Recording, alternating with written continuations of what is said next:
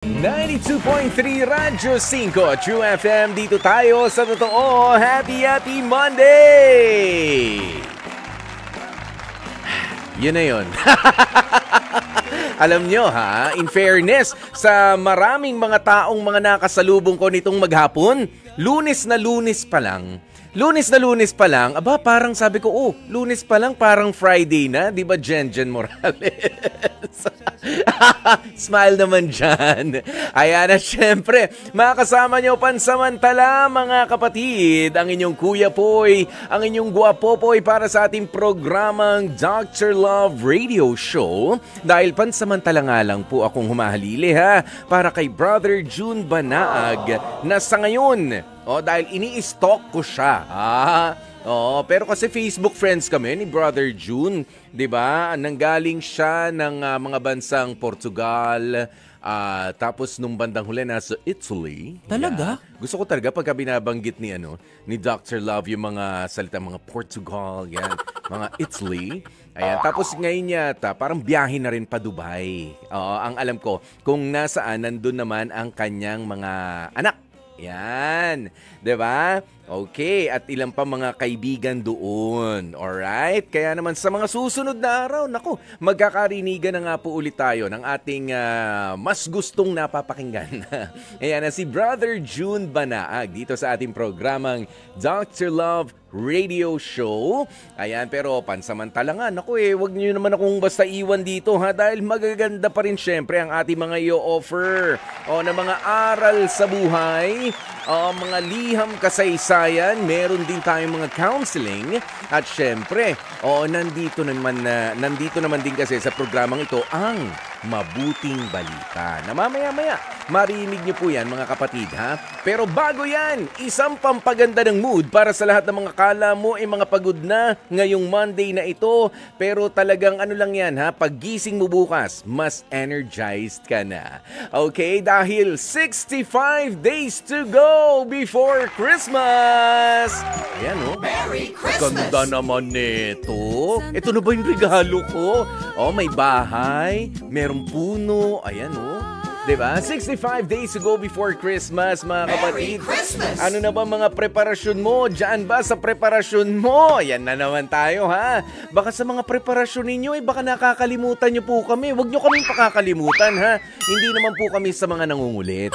Simple lang naman po ang mga, baka lang yung, alam nyo na, sa listahan kasi, syempre gumagawa na tayong mga listahan. Yung Kuya Poy, huwag nyo nga alisin dyan sa listahan ha. Yung Brother June Banaag, huwag nyo nga alisin. Aaron Tolentino, tumingin na rin naman dito. Grace Toledo. Si Mike Santillan, Jen Morales. Buumpisa pa lang ang programa. Tapos si Jai Manipon, wala wala. Nasa New Zealand yung family niya. Nandun pa rin. Wawa iniwan siya dito. In love. Ay, iniwan dito. In the office. In the office pala. In love kayo talaga. Ayan, pero para nga po simulan na ang ating makabuluhang kwentuhan at mga throwback na tugtugan. Huwag nga pong kalilimutan na mag-subscribe na sa ating mga social media platforms. Mamili po kayo. Ano po ba ang gusto ninyo? Basta ito ang i-search ninyo mga kapatid ha. At Radyo 5 True FM. One word po yan, dikit-dikit. At Radyo 5 True FM. Pwede niyo pong hanapin kami sa Instagram, sa Facebook, sa TikTok, sa X na dating Twitter, at syempre yung Threads. Ganun din sa YouTube. Hanapin niyo rin po kami mga kapatid ha. At Radyo 5 True FM. Dito tayo sa totoo. Ayan, at habang nagre-relax nga po kayo sa inyong mga sasakyan, yung iba nasa biyahe pa, pero yung iba, ay salamat Kuya Poy, eto na, nakapaghubad na ako ng sapatos ko. Sa layo ng, sa tagal ng itinayo ko, sa tagal ng mga transaksyon na pinuntahan ko ngayong Lunes na ito. Ganyan. Sige, relax lamang po kayo dyan. At yung iba naman medyo napapakamot-kamot ng tiyan dahil tapos na nga ang paghahapunan, ay hayaan nyo. Kumalma lang kayo dyan dahil sa ating pagbabalik. Ihahatid na nga po namin ang ating mabuting balita. Pagkain pang-spiritual. Mga salita ng Diyos na nag-iiwan ng pag-asa. kapanatagan, at kapayapaan. Pagkain pang spiritual, hango sa bagong tipan ng banal na aklat. Pagkain pang spiritual. Ang mabuting balita mula kay San Lucas, ikalabing dalawang kabanata, nagsisimula sa 13 hanggang 21 talata. Sinabi kay Jesus ng isa sa mga naroroon, "Guro, iutos nga po ninyo sa kapatid ko na paghatian namin ang aming mana." Sumagot siya, "Sino ang naglagay sa akin bilang hukom o tagapaghati ng mana ninyo?" At sinabi niya sa kanilang lahat, "Mag-ingat kayo sa lahat ng uri ng kasakiman, sapagkat ang buhay ng tao ay wala sa dami ng kanyang kayamanan." Pagkatapos, isinalaysay ni Jesus ang isang talinghaga. Isang mayaman ang umani ng sagana sa kanyang bukirin. Kaya't nasabi niya sa sarili, "Ano ang gagawin ko ngayon? Wala na akong paglagyan ng aking mga ani. Alam ko na, ipagigiba ko ang aking mga kamalig at magpapatayo ako ng mas malalaki. Doon ko ilalagay ang aking ani at ibang ari-arian. Pagkatapos ay sasabihin ko sa aking sarili, marami ka ng naipon para sa mahabang panahon. Kaya't magpahinga ka na lamang, kumain, uminom at magpakasaya." Ngunit sinabi sa kanya ng Diyos, "Hangal, sa gabing ito'y babawian ka na ng buhay. Kanino ngayon mapupunta ang mga inilaan mo para sa iyong sarili?" Ganyan ang sasapitin ng sinumang nag-iipon ng kayamanan para sa sarili, ngunit dukha naman sa paningin ng Diyos. Ang mabuting balita ng Panginoon. Pagkain pang spiritual. Mga salita ng Diyos na nag-iiwan ng pag-asa, kapanatagan, at kapayapaan. Pagkain pang spiritual, hango sa bagong tipan ng banal na aklat. Pagkain pang spiritual.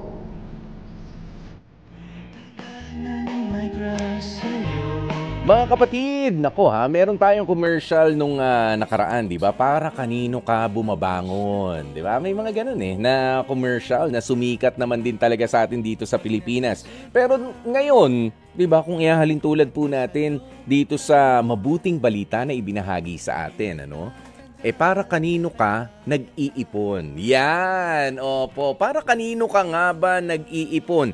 At ano nga ba ang mga iniipon mo? Yan ba ay kwarta lang? O pera lang? Meron nga ba talaga hong tao na secured for life na? Yung bang hindi na maghihirap kahit nga ba yung pinakamayayaman na mga tao ay secured na sila? Ang kanilang mga ari-arian, sapat na ba na sila ay magkakain na lang, iinom, magpapakasaya, 'di ba? Pero kita nyo naman, meron ho palang tamang pamamaraan. Unang-una, galit talaga ho sa mga sakim dyan, sa kayamanan. Ayaw ho ng Panginoon yan, yung kasakiman. Kapag meron ka na, sobra na, hindi naman sobra, sapat na para sa'yo, hayaan mo na yan sa kapatid mo. Biruin nyo, tinatanong siya, nilalansi na naman. Ibig sabihin, parang uutuin mo pa yung Panginoon. Gusto na ho naming hatiin ang aming mana Di ba? Merong mga ganyan. Ako, sa mga magkakapatid ngayon. Sa lahat ng mga magkakamag-anak, baka kayo po ay nagbabangayan ng dahil sa mga, yan yung masakit kakapirasong lupa. Okay? Kakapirasong lupa, nasusukat yan, pero kita nyo naman ang samaan ng loob ng dahil sa agawan. Meron yung iba talagang buhay pa, nagiging kabayaran, nakakalimutan na nung mga bata sila bilang magkakapatid ay ang iniintindi ay ang protektahan ng isa't isa, ang alagaan ng isa't isa, pero meron ho talagang nagiging sakim pala. 'Di ba? Para sa kanilang mamanahin na kapirasong lupa. Ba't ko sinabing kapirasong lupa? Kahit ekta-ektarya yan, kapiraso pa rin yan. Kumpara doon sa kaharian ng langit. no, nasusukat pa eh. Ibig sabihin, kapiraso lang. Oh, yun lang. 'Di ba? May limitasyon lang. At hindi lang po 'yan. Oo, mas maganda nga kaya ako tinanong kanina. Para kanino ka nag-iipon? Marami ho sa atin dahil nga ho sa dami ng mga gastos, dami ng mga babayarin. Ayan, magbabayad ako ng renta ko sa tinitigilan ko, Kuya Poy. Magbabayad ako ng kuryente, ng tubig, ng kung ano-ano pa, pagkain, tumataas ang presyo ng gasolina. Salamat, bababa ng konti ang diesel bukas. O yan, 'di ba? Para doon ako nag-iipon. Pero tama nga ba na tayo ay nag-iipon lamang ng pera? Dahil nga ho, meron ka bang ginagawa for charity? Ikaw ba ay binabahagi mo ang iyong talento yan, sa mga araw ng pagsamba? Ikaw ba ay marunong umawit? Ikaw ba ay marunong kumanta? Inaawitan mo ba siya sa bahay-sambahan mo? O sa bahay-sambahan ninyo? Yan, sa simbahan? 'Di ba? Ganyan, na-share ba natin? O kaya naman yung kaprasong kayamanan natin o mga tinatamasa natin, ibinabahagi mo ba sa mga mas mahihirap nating mga kapatid? Not necessarily, ito marami na naman ho ang mga naglilimos ngayon. Sagana na naman ang mga hindi mo naman na nakikita noon. Pero alam mo na, parang may sindikato eh. Mas maganda, ako talaga nagbibigay ako. Noong nakaraan, parang kasakay ko yung kaibigan ko. Sabi niya, ba't hindi ka nagbibigay doon sa... Sabi ko kasi wala akong dalang pagkain. Wala akong extra food na dala. Sabi niya, bakit? Meron ka namang coins? Hindi eh. Kasi nga, di ba may sindikato? Ayoko rin naman mapasama yung mas mahirap nating kapatid na nangangatok sa bintana mo. Sasabihin Kuya Poy, paano naman abuloy? Pinagsasamantalahan din sila. Ayokong may kinalaman ako ron sa pagsasamantala sa kanila. Pero from time to time, mas maigi na siguro na pagkain ang ibahagi natin sa kanila. Okay? Ayan. At syempre, bukod dun, marami pang paraan ng pagtulong. Yung talent mo, yung treasure mo, at yung panahon, yung oras mo. Yung totoo na pakikipag-mingle sa mga tao. Hindi yung makikimingle ka, makikikain ka ng fishball na pang photo op lang, photo opportunity, ganyan. Tapos okay na, ayan, kaya mag-aabot ka ng sobre, ng tulong sa isang charity. Nung okay na, suplada ka na ulit. Diba, maganda na mag-invest hindi lamang po sa pera, kundi sa panahon, sa pagsisilbi rin sa ating mga kapatid na nangangailangan, sa kanilang mga mahihirap o kaya naman mga hindi nga pinapalad na katulad natin. At ang pinakamahalaga sa lahat ay ang wag isipin na sapat na ang kahit gaano kalaki na kinita mo, tapos nakalimutan mo na magpasalamat sa Diyos. Maliit, malaking biyaya, ipagpasalamat po natin lahat yan. Kaya naman kami dito ay nagpapasalamat sa dami ng mga nakatutok po sa atin ngayon. Merong mga araw na parang akala namin kukunti lang yung pala, ang dami nyo yung iba talagang gusto lang makinig. Pero eto, nakikita po namin dito ngayon sa ating FB Live sina Jessie Bell Yorin, sina Jackie. Good evening po sa inyo. Roel Crisostomo, ang shuttle driver ng City of Dreams Parañaque. Yan si Roel Malvar Crisostomo. Ingat pare ha. Sina Aleni Hunco. Dami-dami. Sina Robert Pangod Jr., Nelia Marcelo Nivado, si Herbert Gaor, at syempre si Kuya Johnny Enesilio ng Loyonk. At syempre, namimiss ko ng pagkain ng Loyonk. Okay ba sa inyo pagka magkakainan tayo ng pagkain ng Loyonk? Kasi binideliver sa akin ni Kuya Johnny to. Ha? Huwag naman bukas. Sandali lang, layo pa ng sweldo. Petsa di peligro eh. Ayan pero hindi, masarap to. Nagde-deliver to sina Kuya Johnny Enesilio. Ayan hello kay Tita Nene ng Loyonk. Ayan, sina Josephine Golfo. Nasan pa? Si Joy Masinas, Marilyn Esperat, at si Nicole Sueño. Sabi niya, pakibati naman ang kapatid ko. Birthday niya ngayon, October 21, si Salome Nicole. At saka, hipag ko na birthday niya naman bukas, si Jonaline Gambio Nicole. Happy birthday! From Antipolo, happy birthday po sa inyo ha. Isang celebration na. Okay, sina Jenna Orque Roble, Arlene Demetrio, Don Mendoza, at syempre, kay Aurora Salen. Maraming salamat po mga kapatid. So heto naman, para naman ho sa panibagong aral sa buhay, isa na naman sa mga pinakaabangan natin of course dito sa Dr. Love Radio Show. Eto ang face-to-face Hirit ni Dr. Love na napapanood po dito sa TV5 mula Lunes hanggang Biyernes 10:15 to 11:15 ng umaga at meron ding replay sa Signal TV 1PH Channel 1 mula 8 to 9 p.m. At kung gusto nyo nga po magkomento, pwede nyo nang ipadala sa amin ang mensahe sa Dr. Love Facebook Messenger o kaya i-comment nyo na, rekta nyo na dito sa ating live stream. At syempre i-prepare nyo rin ha, mas maganda nagkakausap rin ho tayo ano, o para nasasagot agad. Ito nga po ang aming mga bagong-bago, mainit-init pa na mga hotlines. 8689-3289 at ang 8689-3290. Ulitin ko ha, 8689-3289 at ang 8689-3290. Panoorin na nga po natin ang face-to-face hirit ni Dr. Love. Ito title, Tubig Namin Yan.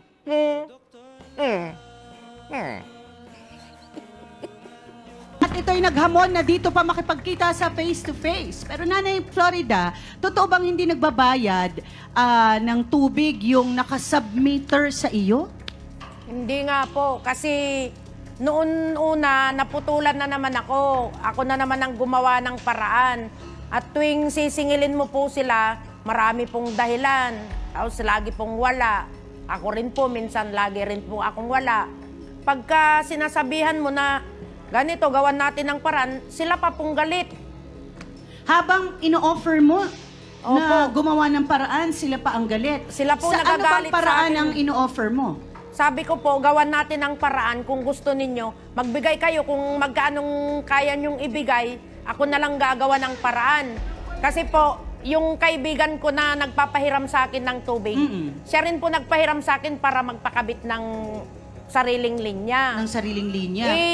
Ang siste po niyan, noon pong naniningil na sa akin tong iniraman ko ng pera, wala po akong maihulog dahil hindi na nga po sila nagbabayad. Isang pamilya ba ito o isang tao lang? Ang pakiusap niya sa akin noon, sila lang pamilya. 4 sila nung na high blood na ako kasi hindi lang pala yung isang pamilya yung pinaiigib, 4 na pamilya na. Kaya nagtataka ako, bakit ang laki-laki lagi ng bill? Grabe. Gaano katagal na siyang hindi nagbabayad ng tubig? Nito po, bago nung unang naputulan ako, 3 buwan na hindi siya nakabayad. Tagal na ng 3 Ngayon, buwan. Naunti-untian ko na naman po sa Maynila. Ang layo-layo pa po ng lalakarin ko, Cordillera pa. Sa tanda ko nang to, ang sama-sama po ng loob ko dahil nung madiscover kong nagpapaigib pala, hindi man lang nagsabi sa akin. So, sa tingin mo ba, Aling Florida, nagpapaigib siya, binabayaran siya ng mga pinag-iigiban, diba? Kumikita pa siya doon. Opo. Pero hindi siya nagbabayad sa'yo. Hindi po. Paupahan ba ang lugar ninyo, Ate Florida? Isa lang po ang border ko. Isa ang border mo, pero yung meter na yon, maraming naka-submeter. Hindi po. Tama ba? Opo. Dalawa na Dalawa. kasabiter So, sa isa akin. nga itong inirereklamo mo. Opo siya. Okay, so magkano nang hindi nababayaran sa iyo? Kulang 3,000 na po Kulang 3,000. So, yan din ang utang mo dun sa Opo, yung... sa tumulong sa iyo. Yung kaibigan kong iniraman ko ng pangpakabit ng linya, pumalya na ako ngayon. Siyempre, nag-aano na rin sa akin. Tapos, pati sa kanya, galit din sa kanya Napaka-importante ng tubig. Yun nga po At totoo yan di ba, Aling Florida, kahit wala ng kuryente, basta't may tubig lang. Oo nga po Oo. Sa katunayan nga po sa akin din nakakabit ng kuryente ang mga yan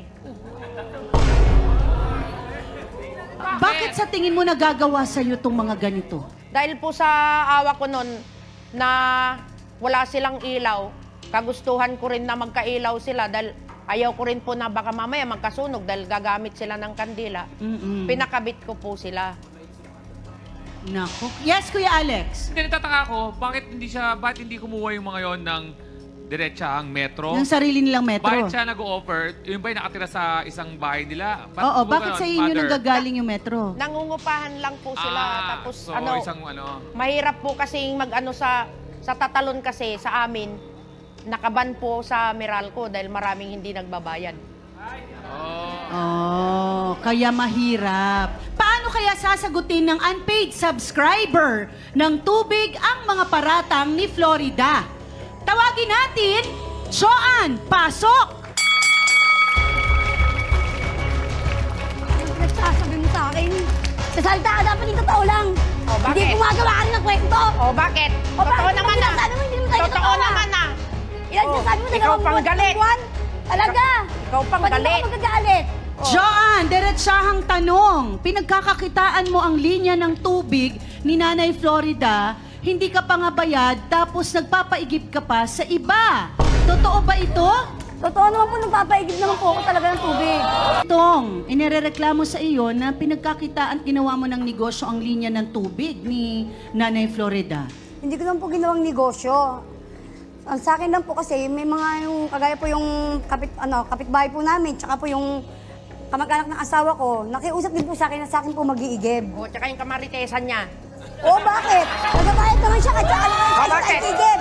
O, di ba? Nagabayad siya. Diba? O, Pag bakit? nakatalikod na ako, akong pinag-uusapan O, ninyo. bakit hindi mo rin O, magagawa sa akin ganda-ganda yun? kayo sa akin. Ginagawa mo rin Diba? sa akin yan. Eh, kasi mas Ikaw rin maganda ako ginagawa sa sa amin inyo. yan. Ginagawa mo rin yan. Ang laki ng ingit niyo sa akin. Masyado ka. O, di ba? Okay. Ate Joanne, ipaliwanag mo Ginagawa mo muna sa akin yun. ang inaakusa sa iyo na bakit hindi ka nakakabayad pero nagpapaigib ka at pinagkakakitaan mo. Totoo ba yan? Hindi ko naman po pinagkakakitaan. Okay. Nang nakiusap po yung kamag-anak po ng asawa ko na makiigib sa amin, pinag-iigib ko po kasi syempre magkasabihan nga po tayo. Ang mga nagugutom pakainin, ang nangangailangan pong painumin. O, at pinainom ko po ng tubig. Binibigyan ko po silang tubig. Nakakapagbayad naman po sa akin, sa totoo lang. Kaya lang po, syempre po sa ngayon po, nawalan po ako ng trabaho. Nagagastos ko po yung nababayad sa akin. Dahil nagtutuhog po ako ng... Kaya nga ako nagwasang pagitan lang ako Pero eh. Joanne, 3 buwan ka nang hindi nakakabayad. Opo. Ano ang plano mo? Dahil kaya nagagalit na si Nanay Florida. Dahil I think 1 buwan, 1.5 maiunawaan ka. Pero kung 3 buwan at hindi ka nagbabayad at meron ka namang pinapaigib na iba, eh sa tingin natin dito, kailangan ayusin mo yung problema mo. 'Di ba? Makapagbayad ka man lang. So ano ang plano mo? Nagpaliwanag ka na ba kay Nanay Florida saan napunta ang pera? Nakipag-usap na po ako dyan, sinubukan makapag-usap sa kanya. Ang gusto niya po kasi mangyari sa akin, pero sa inyo ako maibigay yung 3 buwan na kulang ko. Sabi ko nga po sa kanya kung pwedeng hulug-hulugan ko dahil wala pa nang po akong trabaho. Ang katwiran niya ko kasi, kesyo kailangan daw yun agad makuha yung pera na yun. Eh ano nga po ibibigay ko? Bakit? Sa Maynila ba tumatanggap sila ng installment? O, di ba? O bakit? Kasi ba, ikaw pang galit. O natural, magagalit ako. Hoy, Yung pumuti kanya-kanya ng mo kami buhok ko. nagsismis, ha? Pumuti ng Yung buhok kanya-kanya ko. mo pa ako Huwag niyo akong kinukwento. gugulangan. Nako, Mas magulang ako sa inyo. tumatanda ka rin, wala kang pinagkakatandaan kasi masyado ka rin. Kasi Alam sa mo Maynila ba, o sa Meralco, Diba, dapat walang installment. namin na ano ang O, problema tapos kasi sa'yo. gagawin niyo akong Kunyari installment. mo, unawaan mo ako. Pero Oo. nakadaling pinakwento mo na ako ni kanino. Tapos kayo pang galit sa akin. Talaga. Ang mahirap kasi Nagmamarites na kayo. na nakikita natin dito, kadalasan, hindi naman natin kultura ito, na kung sino yung may pagkukulang, sorry Ate Joanne, pag-uusapan lang natin, ay tayo pa ang talagang matapang, galit, pero nasubukan mo ba talagang makiusap? Nakiusap naman po ako sa kanya. Ilang beses kang nakiusap? Siguro po mga 2 beses po. Yung Tapos? pangatlo po, hindi ko na po sinubukan kasi kada lalabas din po ako sa amin, ganito po, may naririnig din po ako sa mga Ano mga akbayan. naririnig mo? Katulad ng, Po. Ako, na nakikigib ako sa kanila, siyempre po, ang sa akin lang po, yung kanina lang po ako ng maayos na ano na lang, hindi yung sa ganyan pagkakala niya po, siyempre nasasaktan din po ako. Alam niyo po, natutuwa ako kay Aling Joanne dahil sa tinagal-tagal ng aming mga pakikinig dito sa napakaraming mga panauwi natin. Si Aling Joanne lang ang nagbigay ng quotation from the Bible. And that caught my attention. Kayo, wala kayong nalalaman sa mga quotation sa Bible. Ano pa itong quotation na ito, Dr. Love? Mahalaga ito, Mama Carla. Sabi niya, ang pinaninindigan ni Aling Joanne, pakainin ang nagugutom, painumin ng mga nauuhaw. Kaya nga siya, nagpapainom, nagbibigay, nagsusupply ng tubig sa nangangailangan. Minsan po tayo, meron tayong intensyon na maganda para makatulong sa kapwa. Pero ang nangyayari, mali na ang paraan. So, tingnan natin dito, nakatulong ka rin sa iba, magandang intensyon mo. Nakatulong ka sa iba, pero nadadaya natin sa isang banda ang tumutulong sa atin, si Aling Florida. Tama po ba ako, Aling Joanne? At sana, wag na pong maputol yung serbisyo. Otherwise, the worst that she can do, putulin ang serbisyo sa inyo, sila na lang ang makikinabang. Salamat po. Ganda, Dr. Love. Yan, mga kapatid, narinig na nga po natin ang face-to-face hirit ni Dr. Love. Biruin nyo, tungkol sa tubig na talaga naman pinag-aawayan nitong magkapitbahay. Tama naman ho talaga yun eh. Kapag tayo tutulong, siguraduhin meron tayong pantulong, yung ganang sa atin galing. O kaya yayain mo sana niyaya mo, si Aling Florida na tara, tumulong tayo. Oo, at gumawa ng mabuti sa ating kapwa. Nga lang hindi eh. Oo, merong money involved syempre. Merong babayarin pagkatapos ng pagtulong na yun. Nasan ba ang ambag?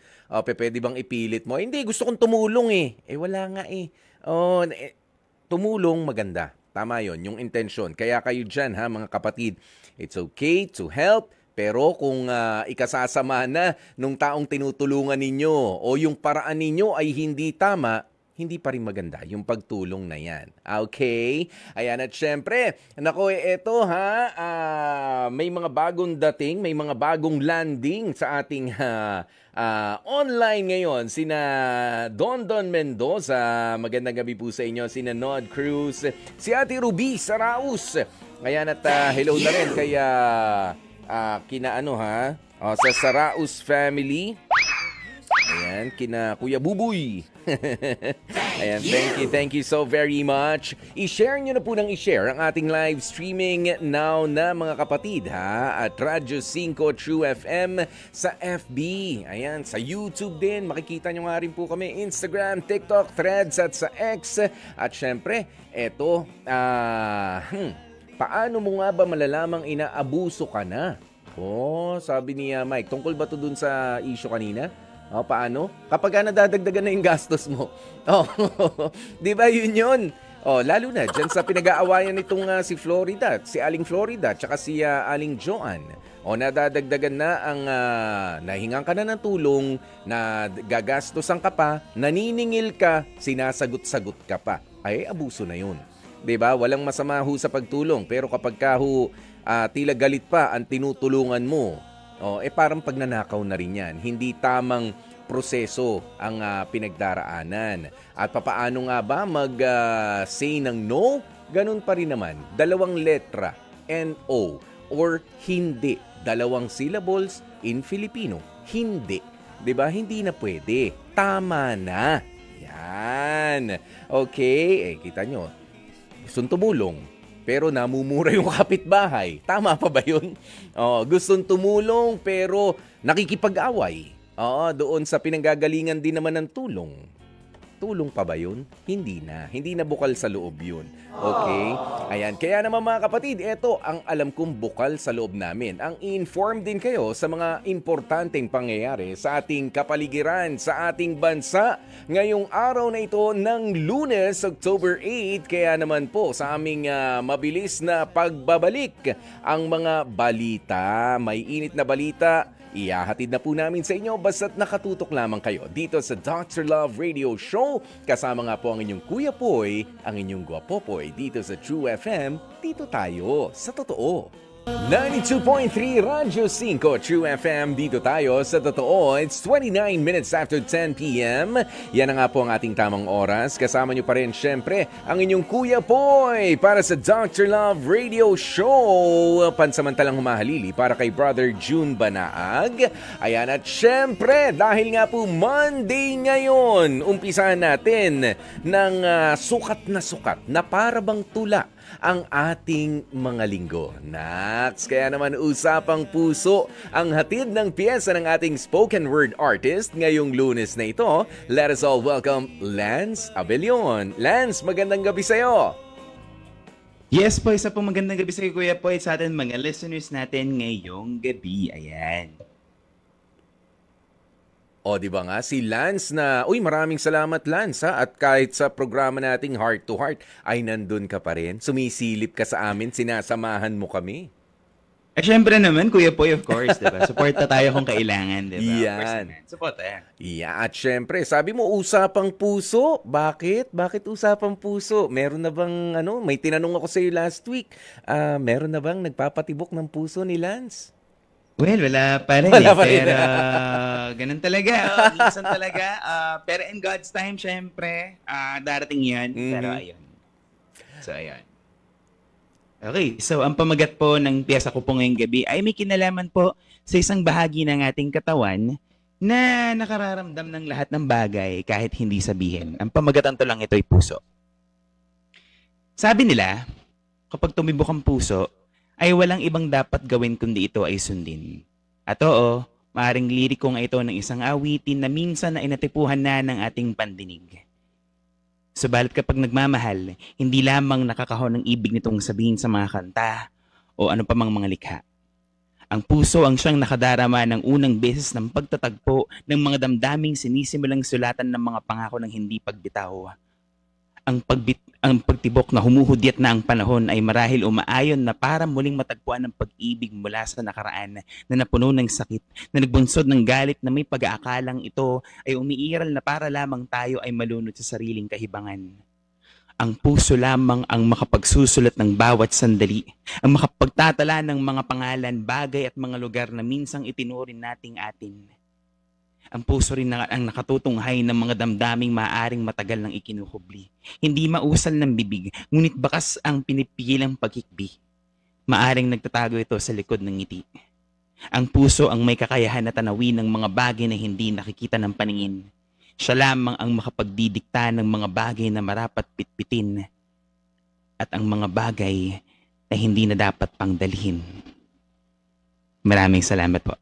Maraming salamat, Lance Abelion. Talaga naman parang biyahe ng puso, hindi lang puro sarap, hindi lang puro ligaya talaga ang idudulot sa atin. Kundi kahit yung sakit ay meron din naman maidudulot na mga aral kung hindi man naging maganda ang resulta para sa atin, Yes po, ganun talaga Kuya Poy, minsan talaga kasi sa pag-ibig, hindi lang siya puro ligaya at parang love is not a bed of roses alone. Minsan mararamdaman natin yung sakit, pero yung sakit na yon yung nagpapaalala sa atin na buhay pa tayo and at the same time na meron tayong pag-asa naman na kapag naranasan natin ang sakit ngayon, marahil baka susunod, lumigaya na tayo ulit. Yan, talagang pampatigas natin yan, pampalakas, ika nga. Yes. Good or bad experience ay talagang experience pa rin na walang makakapagnakaw sa atin. Maraming salamat, Lance Abelion. May mga babatiin ka ba? Go ahead. Yes po, syempre binabati ko po si Mommy Edna Abelion ng good evening. Ang mga kapatid ko po sa Laya Philippines. Nga pala, speaking po of Laya Philippines, magkakaroon kami ng open mic night sa Alaya Philippines ng pamagat ay tuklas. It's going to be on this Saturday po, October 26. Sa Coco Bistro siya gaganapin sa Quezon Memorial Circle. So it's basically doon makakaroon kayo ng mga spoken word pieces mula sa Alaya Philippines at mga musika rin. At the same time, makakarinig rin tayo ng mga fresh new talents na kung saan sila ay sa unang pagkakataon ay sasampa ng entablado. So sana po ay suportahan niyo po ang aming paparating na event. Ayan. Yan, suportahan po natin Laya Philippines and of course, si Lance Abelion. Thank you so very much, Lance. Maraming salamat, Kuya Poy. Have a great evening. Magandang gabi po sa inyo. Yeah, mga kapatid, oras muna natin. It's 34 minutes makalipas ang 10 p.m. Magandang gabi kina Rogelio Lanuza Anzures, Romy Baligod, na bumabati kina Edmar at Ka Fernan, at ganun din si Don Mendoza, yun, na taxi driver.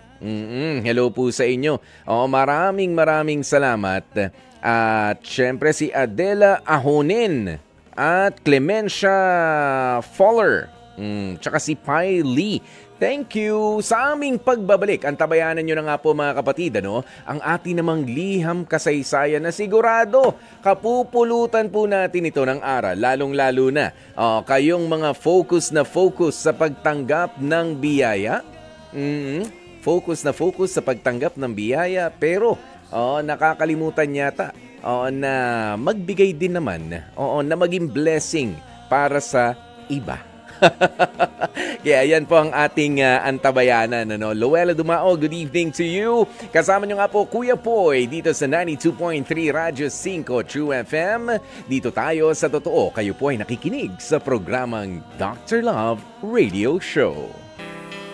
Mga kapatid, gaano nga ba kasakit kapag mismong pamilya mo ang nagkait sa'yo ng bagay na ikaliligaya mo? Papaano kung ang kasiyahan nila ay katumbas pala ng kalungkutan para sa'yo? Ganyan kakomplikado ang sitwasyon ng ating letter sender ngayong gabi na si Jeffrey na mula sa Navotas. Pakinggan po natin.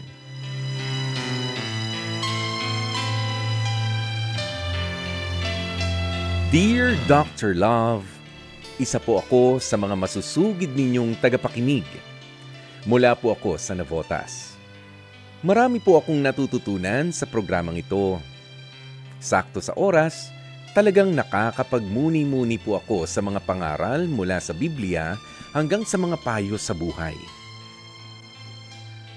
Sumulat po ako kasi gusto ko ring maranasan na maliwanagan sa personal ko naman pong pinagdaraanan ngayon. Isa po akong breadwinner, Dr. Love. Nasa akin po ang mga magulang ko at ang mga kapatid ko. Opo, napapagod po akong madalas, pero tuloy pa rin dahil mahal ko po sila at masaya akong pagsilbihan ang pamilya ko.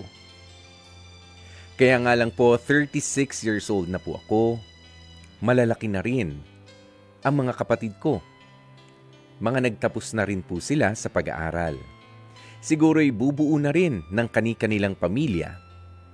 Dahil panay-panay na rin ang pagpapakilala ng mga kapatid ko sa mga jowa nila sa aming bahay. Habang ako naman, Dr. Love, para bang hindi pa rin pinahihintulutan ng aking mga magulang at ng mga nakababatang kapatid ko na bumuo ng pamilya. Mayroon po kasi akong nililigawang babae nitong nakaraang taon lang. Alam ko pong malaki ang pag-asa ko sa kanya kasi naipakilala niya na ako sa mga magulang niya at siya rin naman ay nadala ko na rin sa amin. Yun nga lang, ang pagpapakilala ko sa kanya sa pamilya ko ang siyang naging dahilan kung bakit kami para bang nagkalabuan.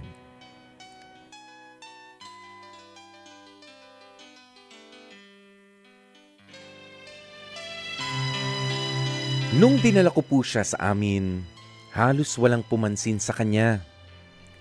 Ang mga kapatid ko, mga nagdabog pa. Ang mga magulang ko naman ay nagsilabasan.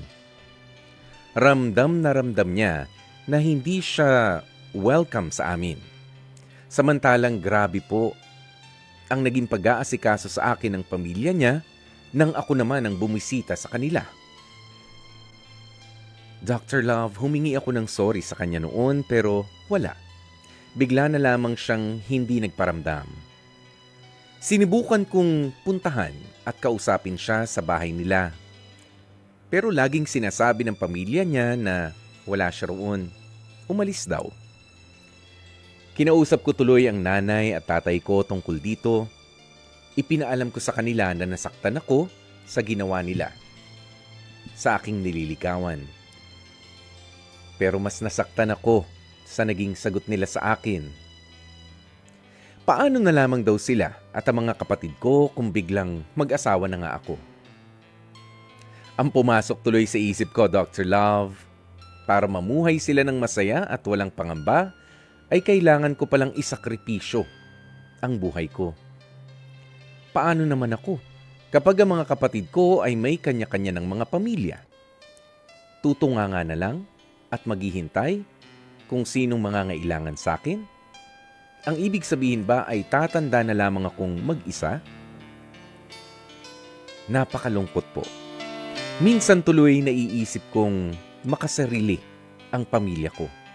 Sa kabila ng maraming mga sakripisyo ko para sa kanila, ay hindi man lang nila magawang maging masaya sa bagay na ikasasaya ko rin.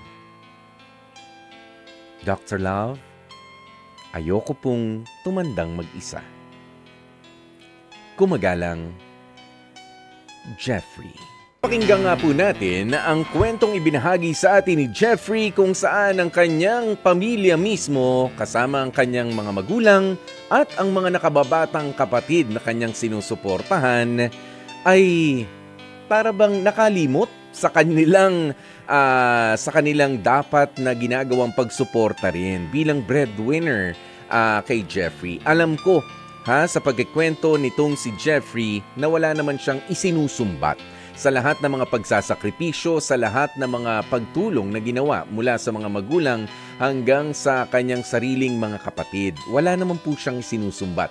Hindi niya lamang ine-expect na siya ay para bang pipigilin at hindi welcome, hindi tatanggapin ng maayos nung siya naman ang meron ng nililigawan, nung siya naman ang meron ng ipinakikilala para sa kanilang pamilya. Alam nyo, kwentong ito ni Jeffrey, naniniwala ako, kala natin ang nangi-spoil lang sa pamilya ay yung mga magulang sa kanilang mga anak. Yan yung madalas natin nasisisi, ay spoiled yan sa tatay niya, spoiled yan sa nanay niya. But no, dito sa kwentong ibinahagi nga sa atin ni Jeffrey, lumalabas na yung mismo mga magulang ay na-spoil. O ano ba sa Tagalog ang spoil? Nabulok. 'Di ba? Masyadong nasanay, masyado nang namihasa at hindi na rin maganda ang inuugali. Inuulit ko po, walang masama sa pagsuporta, of course, sa mga pangangailangan, sa pagsasakripisyo para sa ating mga magulang, lalong-lalo na. Okay? At ganun din sa ating mga nakababatang mga kapatid o kahit nga hindi nakababatang kapatid, minsan kasi mas sineswerte yung mga mas bata, 'di ba? O kaya tutulungan si ate, tutulungan si kuya. Nang wala namang panunumbat, maganda yon. Ang pagtulong na walang pagtulong na wala hong panunumbat at talagang bukal sa kalooban ay napakagandang gawain. Nga lang, magugulantang ka na lang. Magugulantang ka na lang minsan na yung inaasahan mong mga makakaunawa sa iyo sa sitwasyon mo, yung mga inaasahan mo magiging masaya rin. Dahil sa ikaw rin naman ay parang in pursuit of your own happiness, ay hindi pala magiging masaya. Ganyan po ang nangyari dito kay Jeffrey, Nung ipinakilala niya na finally ang kanyang napupuso ang babae, ay nagdabog pa ang kanyang mga kapatid, ang kanyang mga magulang ay naglabasan sa kanilang mga bahay. Pero ganito naman ang masasabi ko sa Jeffrey, baka naman masyadong unannounced or unprepared itong pamilya mo at baka nahihiya rin sa'yo. Nakausap mo na ba sila about this? Na ikaw ay uuwi, isasama mo at pakikilala mo itong espesyal na babae na nagpapatibok na rin ng puso mo. Kaya mas mainam na yun naman yung balikan mo. Na ipaalam mo ba, baka sila naman, ewan ko baka yung mga magulang mo naglabasan, baka hindi man lang nakapag-ayos ng bahay. 'Di ba? Dahil nga yung espesyal na babaeng dadalhin nung anak ko na matulungin sa amin, hindi man lang namin napaghandaan.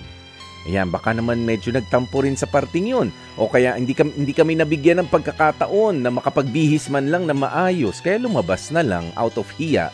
Baka 'Di ba? Ay, yung mga kapatid mo naman, baka naman di nagdadabog. Baka nagulat talaga. Okay?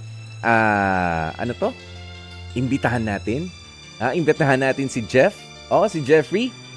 Pwede. Imbitahan po natin si Jeffrey dahil po si Jeffrey, nakuha namin ang liham kasaysayan na ito sa pamamagitan ng kanyang pagtawag. Tama? Ayan, para mas malinawan tayo. Pero nga, kung Jeffrey ang naging siste ay para ba nawalan naman sila ng respeto sa iyo at para nabastos ka. Doon sa pagkakataon na sana umaasa ka kahit papaano o kahit na hindi naman espesyal ang pagtanggap, bagkus ay meron namang respeto, mainit sana yung naging pagtanggap ng mga magulang mo. Well, sana sa mga oras na ito, ay alam mo na ang resulta, or kung hindi man at nagkakailangan kayo sa pamilya, maganda na tanungin mo, Nay, Tay, ano ba nangyari? Nung pinakilala ko sa inyo, naglabasan kayo sa bahay. Sa mga kapatid mo, nagdadabog ka ba talaga? Nung ipinakilala ko ang nililigawan ko o ang girlfriend ko? Diba? Maganda magkalinawan.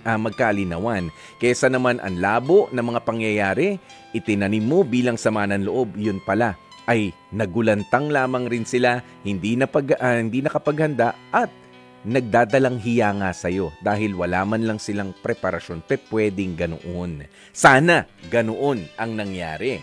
Pero iba ang sabi ng ilan sa ating mga tagapanood. Si Luella Dumaog, sabi niya, kawawa naman itong letter sender natin. Paano naman ang kaligayahan niya na pag-iiwanan na siya? Ang unfair naman ng parents mo. Sana ay maging parehas naman sila sa mga anak nila ng pagtrato. Hindi porket ikaw ang kumikita at may naiaabot sa kanila, hanggang doon ka na lang talaga. Hindi naman pwedeng ganoon kasi may sarili din tayong kaligayahan na gusto rin natin syempre sa buhay. Kaya maganda malinawan yun kasi alam mo, why is it that I'm having doubts, Jeffrey, na masama ang ugali ng mga magulang at kapatid mo kasi napalaki kanila na maayos. Saan ba tayo kumukuha ng inuugali natin, ng karakter natin? Di ba sa mga magulang natin, doon sa mga kapatid natin, ikaw ay responsable, ikaw ay mabait na kuya. Di ba? Saan ka kukuha ng inspirasyon? Inspirasyon mo rin yung mga kapatid mo, ng mga nakababata sa'yo.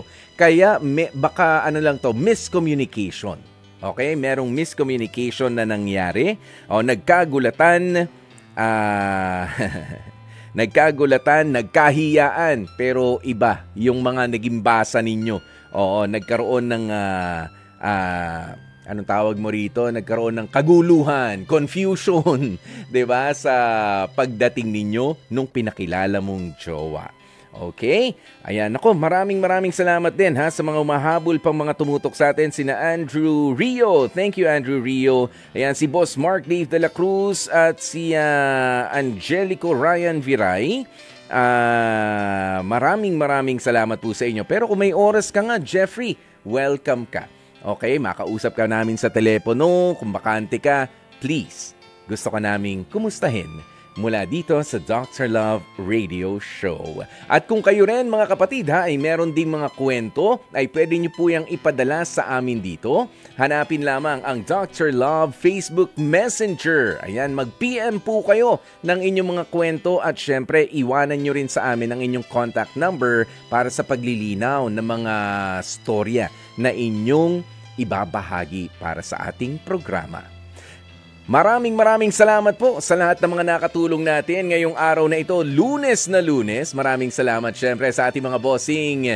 Ayan, kina Sir Raul de la Cruz at syempre kina Sir Alvin Maanyo, Ma'am Cherry Baile, ang ating mga producers, Jen Morales at Mike Santillan. Ayan, si Direk Chic Mamaril, thank you. Ang radio studio tech natin, kanina si Sir Aaron Tolentino, ngayon syempre si Sir Rome Ortigas, ang sisipag naman talaga. At syempre si Jaire Ann Manipon. Okay? Ayan, maraming salamat din po. Okay, nandito si Jai kayo talaga. Nawala? Wala ba siya? Wala sa sarili? Hindi. Bukas pong muli, magkarinigan tayo. Hindi, nandito si Jai. Kanina ko pa nakikita. Ang ganda-ganda, oh. May manliligaw, oh. Ayan, bukas po ulit magkarinigan tayo 9:30 hanggang alas 11 ng gabi dito sa inyong programang paborito at paborito ko rin, ang Dr. Love Radio Show. Pero iimbitahan ko rin po kayo na tutukan din naman kami sa katanghaliang tapat. Alas 12 ng tanghali para sa programang Heart to Heart. Nakasama nyo nga po ang inyong lingkod. Ako po si Kuya Poy, ang inyong guwapopoy. Manatiling nakatutok dito sa True FM. Dito tayo sa totoo.